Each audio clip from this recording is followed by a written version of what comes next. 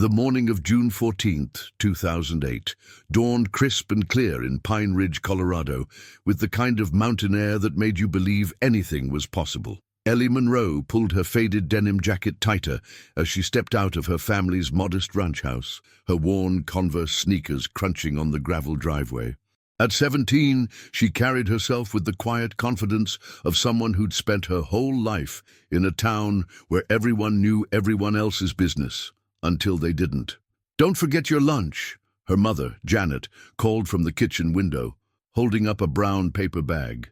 Janet Monroe worked double shifts at the county hospital, her nurse's uniform already crisp and ready for another long day. The worry lines around her eyes had deepened since her husband Tom lost his job at the lumber mill 3 months earlier. "Thanks, Mom." Ellie jogged back to grab the bag, pressing a quick kiss to her mother's cheek. "I'll be home by 11.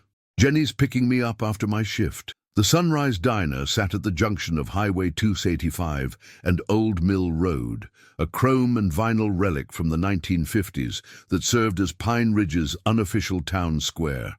Truckers, locals, and the occasional tourist heading to the nearby ski resorts all filtered through its doors, making it the perfect summer job for a teenager saving for college. Ellie had been working there for 6 weeks, and while the pay wasn't much, she enjoyed the steady rhythm of coffee pours and order calls. The diner's owner, Frank Castellano, was a bear of a man with salt and pepper hair and hands permanently stained with coffee grounds. He'd moved to Pine Ridge from New Jersey 15 years earlier, seeking the quiet life after his wife passed.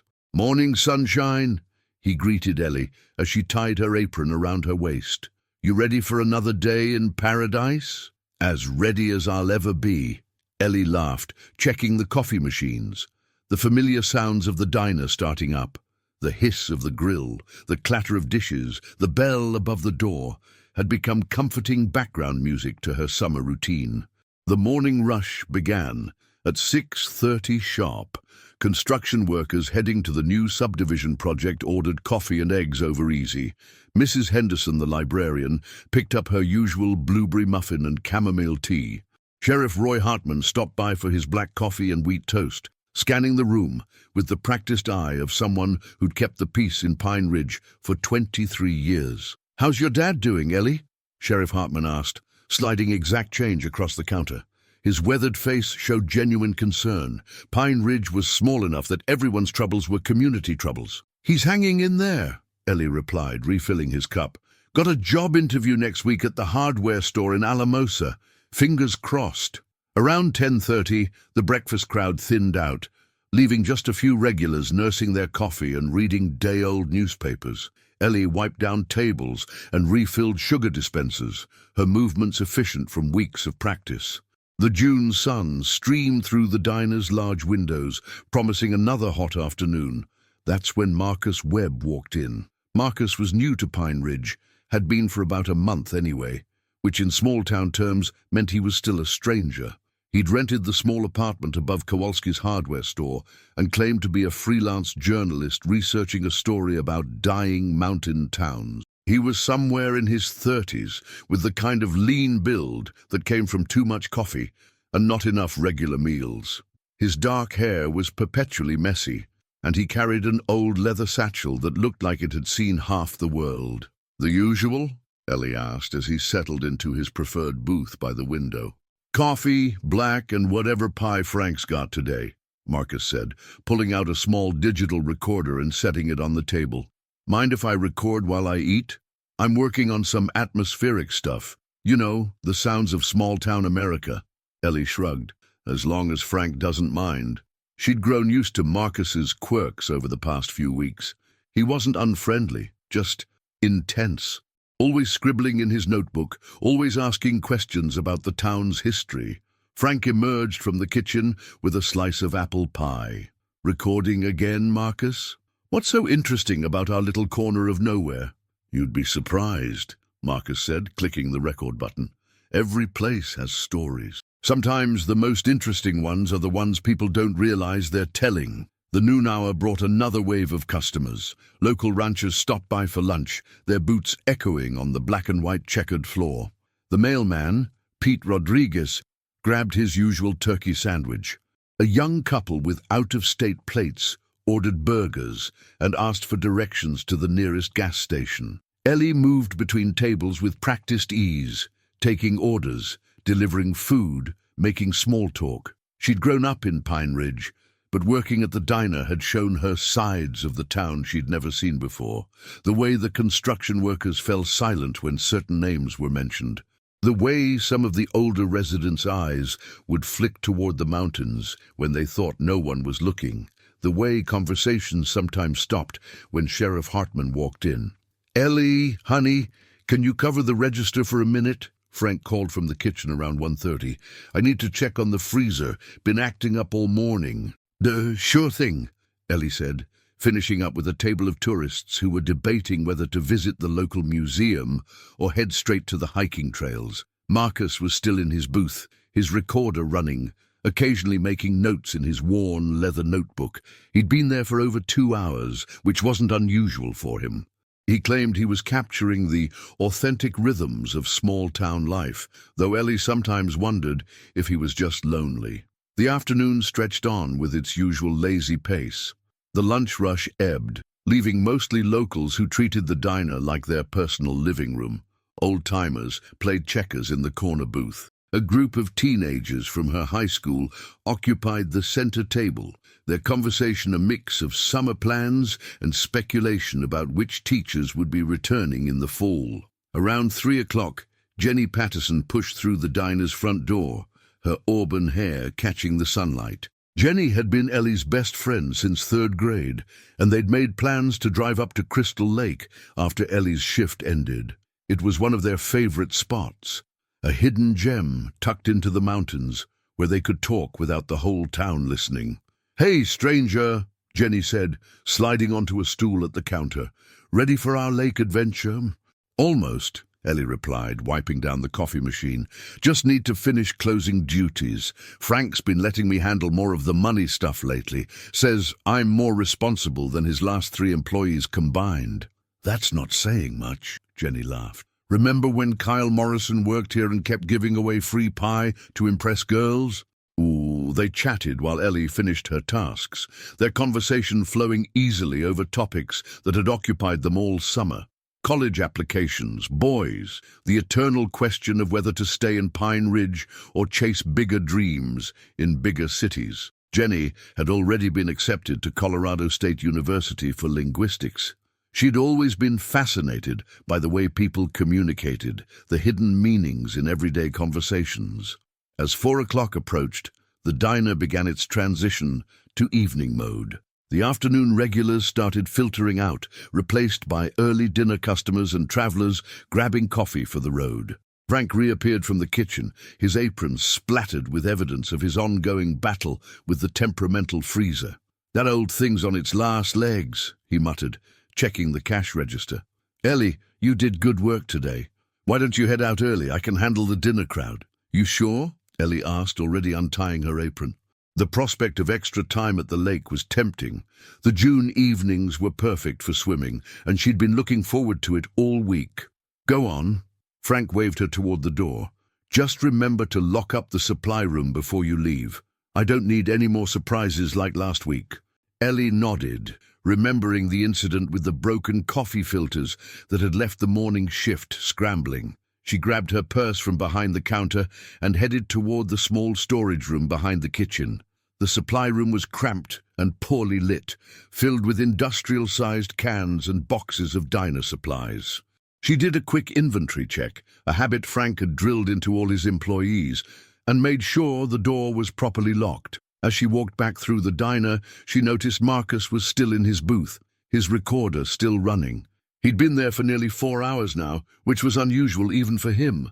Their eyes met briefly, and he gave her a small nod, the kind of acknowledgement that had become routine over the past few weeks. "See you tomorrow, Marcus," Ellie called out as she headed for the door.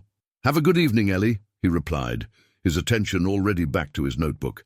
Jenny was waiting by her car, a faded blue Honda Civic that had seen better days, but still ran reliably. The late afternoon sun cast long shadows across the parking lot, and the air carried the scent of pine and the distant promise of summer rain. Ready for our grand adventure? Jenny asked, jangling her keys. Absolutely, Ellie replied, climbing into the passenger seat. I've been looking forward to this all week. As they pulled out of the parking lot, Ellie caught a glimpse of Marcus through the diner window, still hunched over his notebook, his recorder capturing whatever conversations were happening around him. She wondered what he found so fascinating about their little town, what stories he thought he was uncovering in the everyday interactions of Pine Ridge residents. The Honda's engine hummed as they drove through the center of town, past the post office and the general store, past the elementary school where they'd both learned to read, past the churches and the small houses where families had lived for generations. Pine Ridge looked exactly as it always had, peaceful, predictable, safe. So, Jenny said, as they headed toward the mountain road that led to Crystal Lake, what's the deal with that journalist guy? Marcus something? Webb, Ellie supplied. Marcus Webb. I don't know. He seems harmless enough, just really focused on his work, whatever that is. Doesn't it strike you as weird that he's been here for a month and nobody really knows what he's writing about? Ellie considered this. Maybe. But you know how it is. People come through Pine Ridge all the time. Most of them are just passing through. But most of them don't spend 4 hours a day recording conversations in the diner. True, Ellie admitted. Though honestly, I don't think there's much exciting happening in our conversations that would interest anyone outside of Pine Ridge. As they drove higher into the mountains, the temperature dropped slightly, and the air grew thinner. Crystal Lake was about 20 minutes from town, accessible only by a narrow dirt road that wound through dense stands of pine and aspen. It was the kind of place that didn't appear on tourist maps, known only to locals who'd grown up exploring these mountains. Did you hear about the Petersons' property? Jenny asked, navigating a particularly sharp turn. Apparently there's a development company interested in buying it. Really? That's been in their family for like 50 years. Economic times are tough, Jenny said. Dad says half the ranchers in the county are struggling to keep their land. They reached the lake just as the sun began its descent toward the western peaks. Crystal Lake was small but perfectly formed, its surface reflecting the surrounding pine trees and the deep blue of the Colorado sky. A wooden dock extended into the water, weathered but sturdy, and a few picnic tables sat in the shade of the trees. This never gets old, Ellie said, breathing in the mountain air. They spread out an old blanket and sat by the water's edge, their conversation flowing easily between dreams and fears, plans and uncertainties. Jenny talked about her excitement for college, her major in linguistics, her fascination with the way people communicated. Ellie shared her own college plans. She'd been accepted to several schools, but was still weighing her options, trying to balance her desire to see the world with her sense of responsibility to her family. You know what I find interesting? Jenny said, skipping a stone across the lake's surface. The way people in Pine Ridge talk about certain things. Like there are subjects that everyone dances around, but nobody addresses directly, such as, well, like that whole thing with the Garrett family moving away so suddenly last year, or the way conversations stop when certain names come up, or the fact that nobody ever really talks about what happened at the old mining site. Ellie had noticed these things too, but she'd always attributed them to small-town politics and old grudges. Every community had its secrets, its unspoken tensions. Maybe that's just how small towns work, she said. People have long memories. Maybe. But sometimes I wonder if there's more to it than that. Dobil. As the sun set behind the mountains, painting the sky in shades of orange and pink, they packed up their things and headed back to town. The drive down the mountain was peaceful, the Honda's headlights cutting through the gathering dusk. They talked about their plans for the weekend, about the summer job Ellie was hoping to get at the community center, about Jenny's upcoming trip to visit her grandmother in Denver. Want to grab a milkshake before I drop you off? Jenny asked as they reached the outskirts of Pine Ridge. Actually, I should probably get home, Ellie said. Mom's working late again, and I want to make sure Dad's okay. Jenny nodded, understanding. The Monroe family's financial struggles weren't a secret in Pine Ridge, and everyone did what they could to help without making it obvious. It was one of the things Ellie loved about her hometown, the way people looked out for each other, the way problems became community problems. They drove through the quiet streets of Pine Ridge, past houses where families were settling in for the evening, past the diner where a few cars still sat in the parking lot, past the sheriff's office where a single light burned in the window. The town felt exactly as it always had. Safe, familiar, predictable. "Same time tomorrow?" Jenny asked as she pulled into the Monroe's driveway. "Definitely," Ellie said. "Thanks for tonight. I needed that." "Me too. Sweet dreams, Elle." Ellie waved as Jenny drove away, then walked up the path to her house. The porch light was on, and she could see the blue glow of the television through the living room window. Her father was probably watching the news, as he did every night, keeping track of a world that seemed increasingly distant from their small corner of Colorado. Inside, the house was quiet except for the murmur of the TV. Her parents had already gone to bed. Her mother's early shift at the hospital required her to be up before dawn, and her father had taken to retiring early since losing his job. Ellie checked the locks on the doors, turned off the lights, and headed upstairs to her room. Her bedroom was a typical teenager's space: posters of bands and movies, a desk piled with college brochures, a bookshelf filled with novels and textbooks. She changed into her pajamas and sat at her desk, pulling out a notebook to write in the journal she'd been keeping sporadically since sophomore year. "June 14th, 2008, she wrote. "Another day at the diner. Sometimes I wonder what it would be like to live somewhere else, somewhere where every day wasn't exactly like the last. But then I think about leaving Mom and Dad, especially with everything they're going through, and I can't imagine being anywhere else. Maybe some people are meant to be adventurers, and maybe some people are meant to be the ones who stay home and take care of things. I'm not sure which one I am yet." She closed the journal and got ready for bed, brushing her teeth and washing her face with the same routine she'd followed for years. Outside her window, Pine Ridge was settling into its nightly quiet, the kind of deep silence that only came to small mountain towns after dark. As she drifted off to sleep, Ellie had no way of knowing that 17 years later, a forgotten recording would surface, a reel of tape that had been sitting in a dusty evidence box, waiting for someone to press play. She couldn't know that her last ordinary day was ending, or that by tomorrow evening she would become the central figure in a mystery that would haunt Pine Ridge for decades to come. The last thing she remembered before sleep took her was the sound of a car engine idling somewhere in the distance, though she couldn't tell if it was real or just part of a dream that was already beginning to form in her subconscious mind. June 15th, 2008, arrived with an unusual stillness that seemed to press against the windows of Pine Ridge like a held breath. The morning sky was overcast, heavy, with the promise of afternoon thunderstorms, the kind that rolled off the continental divide with little warning, turning dusty roads into muddy streams and sending tourists scrambling for cover. Ellie woke to the sound of her alarm clock at 5:30 a.m., earlier than usual. She'd volunteered to help Frank with the morning prep, since his regular cook had called in sick with food poisoning. The extra hours meant extra pay, and with her father's job interview approaching, every dollar mattered. The house was quiet as she dressed in her uniform, black pants, white shirt, and the green apron that marked her as a Sunrise Diner employee. Her parents were still sleeping, her mother having worked a double shift at the hospital, and her father having stayed up late filling out job applications online. Ellie left a note on the kitchen counter. "Gone to work early.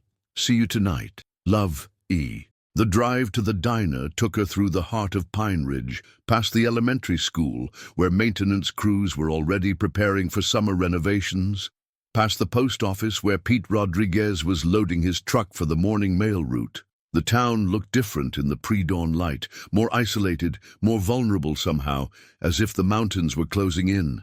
Frank was already at the diner when she arrived, his usual cheerful demeanor subdued by the early hour and the grey sky. "Morning, sunshine," he said, though his heart wasn't quite in it. "Thanks for coming in early. Between you and me, I'm getting too old for these 5 a.m. starts." "No problem," Ellie said, tying her apron. "What do you need me to do?" Coffee prep first, then we'll tackle the breakfast specials. Saturday mornings are always busy.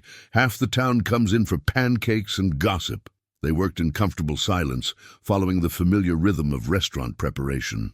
Ellie ground coffee beans while Frank fired up the grill, the smell of bacon and brewing coffee gradually filling the diner. Outside, Pine Ridge was slowly waking up. Delivery trucks making their rounds, early joggers heading for the mountain trails, the first customers of the day pulling into the parking lot. Sheriff Hartman was among the first through the door, his usual punctuality undisturbed by the threatening weather. But something was different about him today. His typically relaxed demeanor was replaced by a subtle tension that Ellie couldn't quite identify. He took his usual seat at the counter, but his eyes kept drifting to the windows, as if he was watching for something. "Morning, Sheriff," Ellie said, pouring his coffee.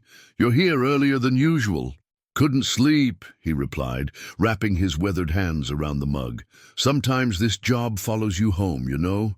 Storms coming in, and that always makes people restless."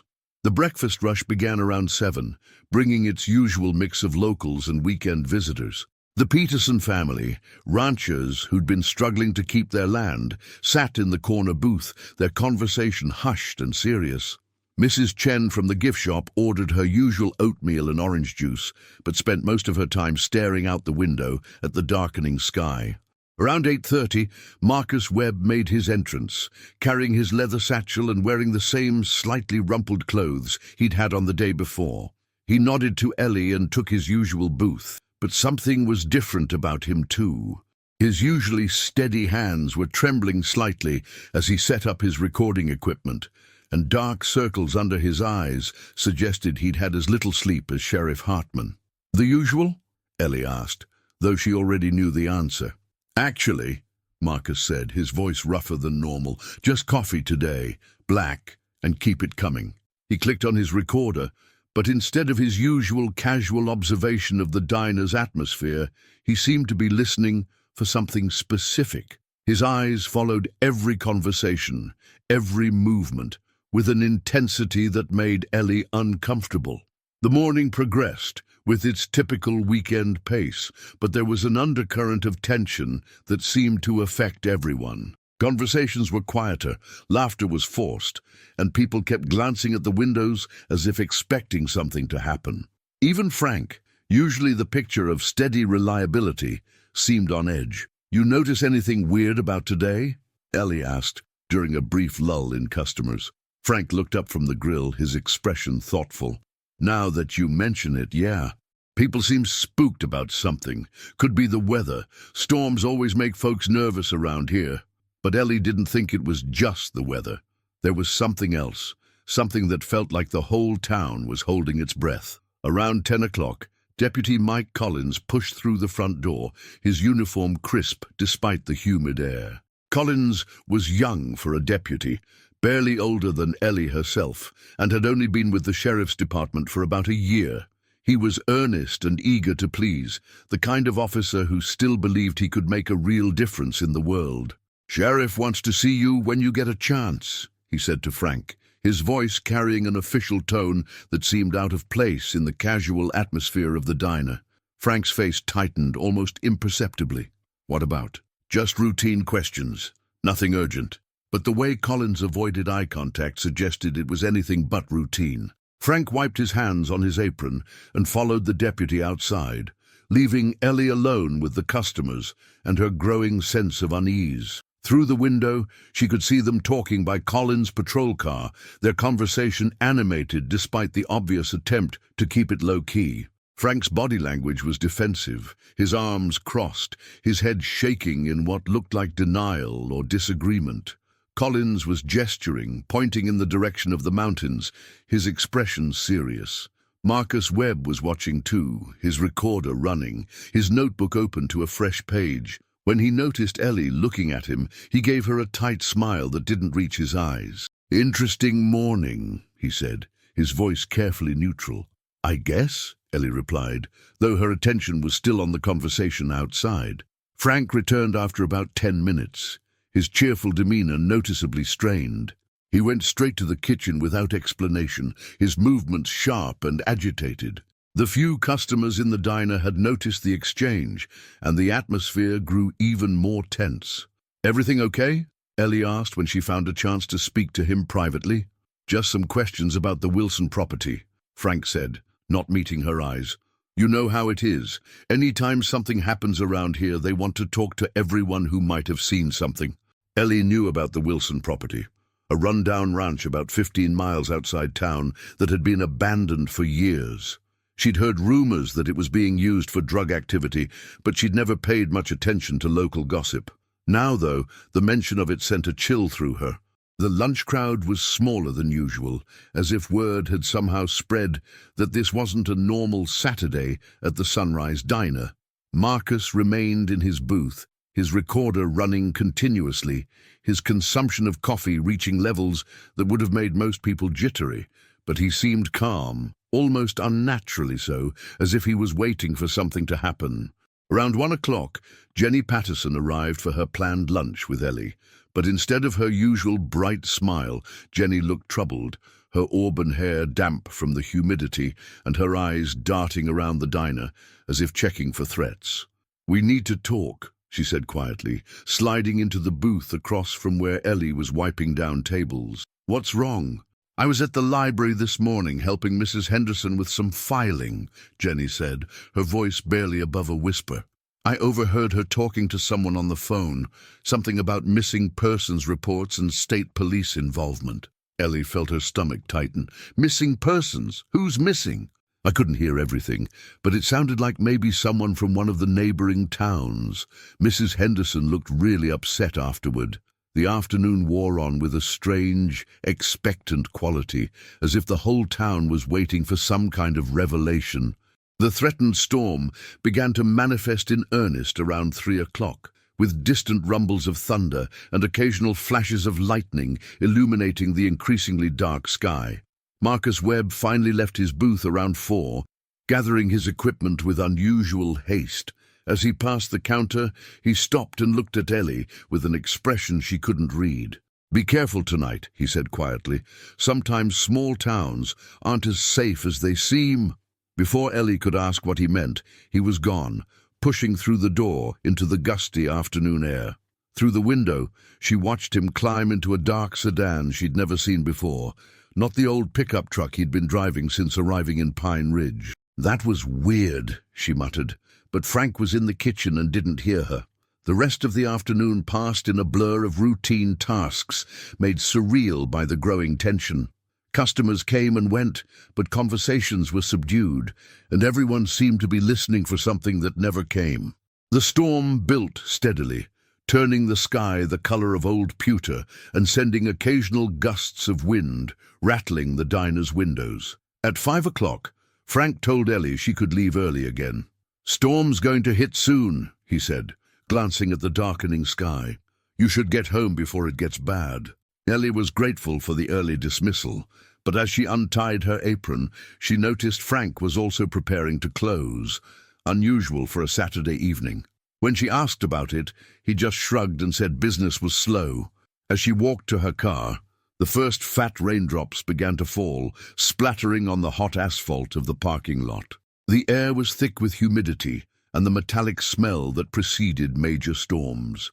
She was fumbling with her keys when she heard it, the sound of a car engine idling somewhere nearby. She looked around the parking lot, but saw only her own car and Frank's pickup truck. The sound seemed to be coming from the direction of the highway, but the gathering darkness and the increasing wind made it impossible to see clearly. The drive home was treacherous, with visibility reduced by the heavy rain and occasional lightning strikes that illuminated the landscape in stark, momentary clarity. Pine Ridge looked different in the storm, older, more isolated, as if the mountains were reclaiming the small human settlement that had dared to exist in their shadows. At home, her parents were waiting with unusual anxiety. Her mother was pacing the living room, still in her hospital scrubs, while her father sat rigidly in his chair, the television news playing but ignored. "There you are," her mother said, relief evident in her voice. "We were getting worried about you driving in this weather." "I'm fine, Mom. Frank let me off early because of the storm." "That's good." her father said, though his attention seemed to be elsewhere. Sheriff Hartman called about an hour ago, wanted to know if we'd seen anything unusual lately. Ellie felt her stomach drop. What kind of unusual? Strangers around town, people asking questions, that sort of thing. He said they're just being cautious because of some trouble in the neighboring counties. The evening passed slowly, with all three family members trying to maintain normalcy while the storm raged outside. They ate dinner together, a rare occurrence given their conflicting schedules, and tried to watch television, but the weather kept interfering with the satellite signal. Around 9 o'clock, the phone rang. Janet answered, her voice becoming increasingly tense as she listened to whoever was on the other end. When she hung up, her face was pale.